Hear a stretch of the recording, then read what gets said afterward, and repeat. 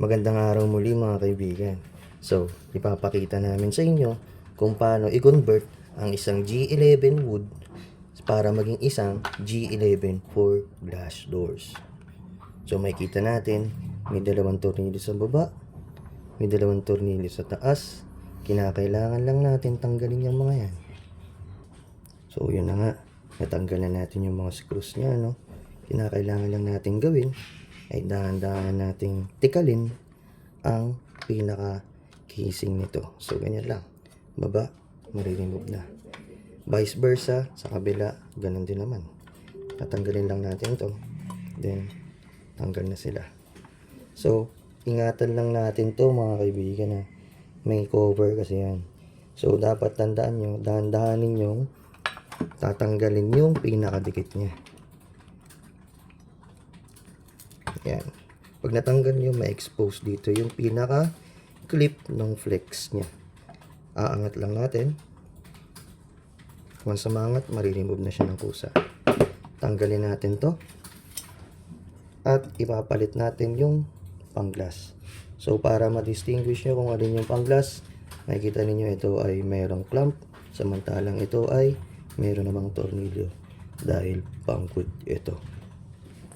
So yun, ito yung pang-glass. Papakita natin kung paano siya ikakabit. So madaling mapansin yan. Ito ang back nya, back panel. Kailangan flat yung mga ulo nya. Ito yung front panel, ito yung may mga hook.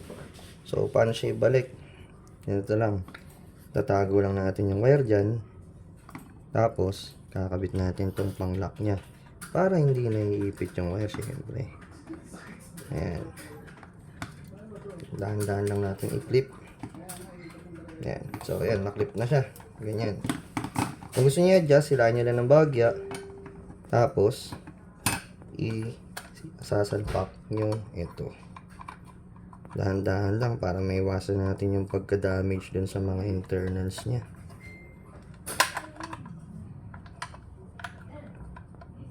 Go. Yan. Kapag nakabit na natin yan, susunod naman natin ay syempre yung sa may harapan niya. Ganun din kung paano natin tinanggal ito. Kailangan natin isalpak to. Tandaan, ang blue ay nasa ibabaw, ang mga lines dapat nasa ilalim. Salpak lang natin yan. Then siguraduhin natin nakapasok ng maayos, no? And then clip. Pagka-clip, balik yung tape. Then wala. Ganun lang siya kabilis.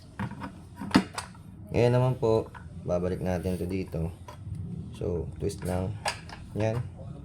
Tapos hook lang natin sa taas, then salpak sa baba, at ibalik na natin yung mga screw. Ganun lamang po kabilis i-convert ang G11 wood to G11 glass.